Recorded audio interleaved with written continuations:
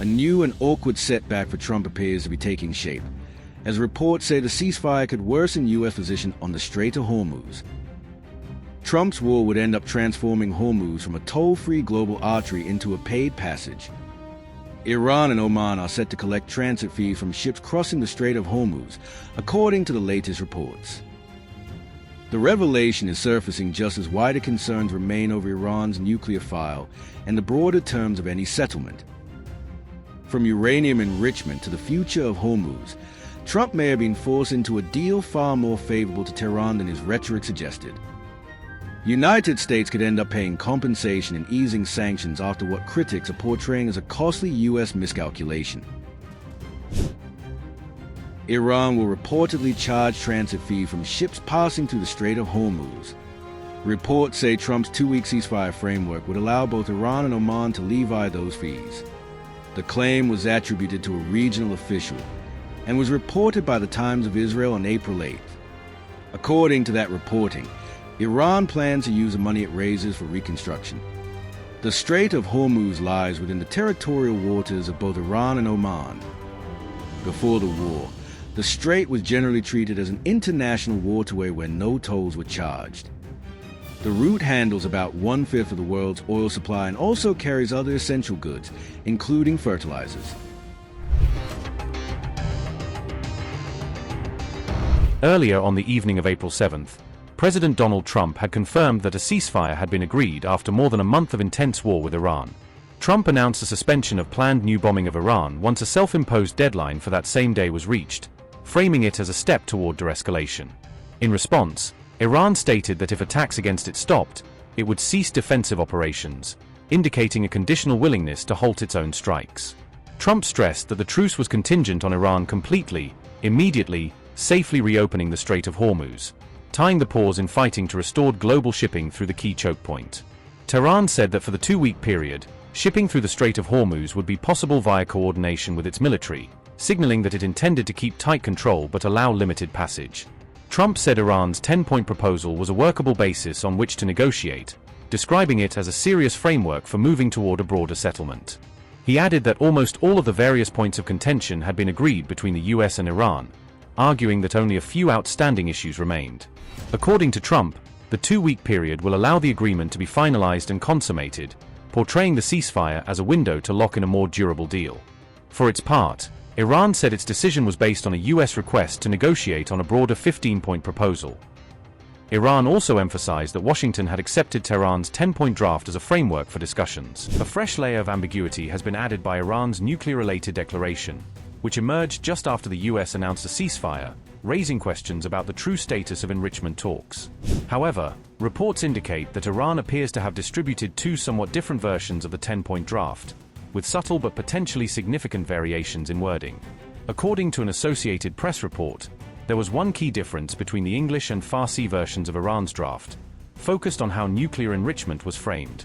Iran's Farsi language handout explicitly mentioned acceptance of enrichment as one of the 10 points, clearly tying the issue to Iran's right to maintain uranium enrichment.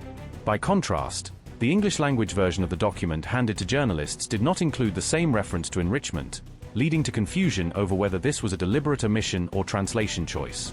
For the United States and Israel, ending Iran's nuclear program was a central objective of the war, even as other goals such as the Hormuz blockade also shaped the conflict. For years, Iran has maintained a firm no to any proposal that would require it to stop its nuclear program altogether, insisting it is pursuing civilian energy and research only.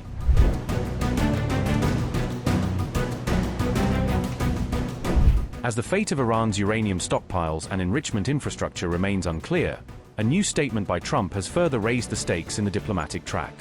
The US president told AFP that Iran's uranium would be perfectly taken care of under the terms of the truce deal, portraying the issue as already addressed in the negotiations. Trump suggested that this vital matter had been sufficiently dealt with behind closed doors, implying it was not an open point of contention at the time of the ceasefire. "That will be perfectly taken care of, or I wouldn't have settled," Trump told AFP, underscoring his view that the nuclear issue was handled satisfactorily before agreeing to the temporary truce. Meanwhile, Iranian media have claimed that the war is not yet over and have issued warnings to both the US and Israel, indicating that Tehran still sees the conflict as unresolved and potentially reversible.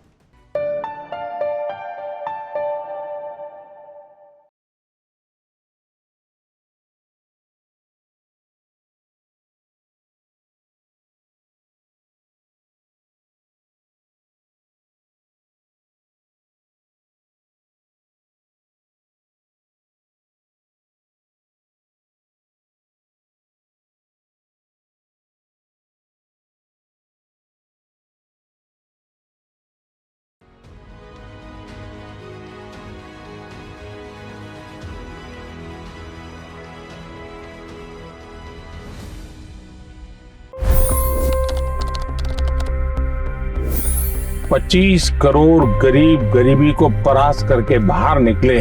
For the good of our nation, let's work together and let's truly make America great again.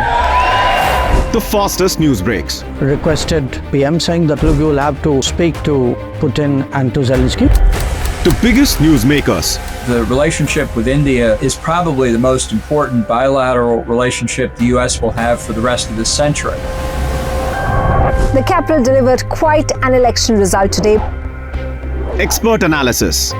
The million-dollar question today is how to stop this dance of death. Ground reports. I'm standing at the crossroad of the Kumbh Mela. Behind me are more than 100 entry ghats. Long-form interviews. Exclusionary politics is reflected in Manipur case as well. You don't bother because this is a small state. Deep dive into burning issues. It's often said DRC could be the richest country in the whole world. It's because of what sits underneath. Why exactly did the US topple the Sheikh Hasina government? HT videos. We don't just break news, we break it down.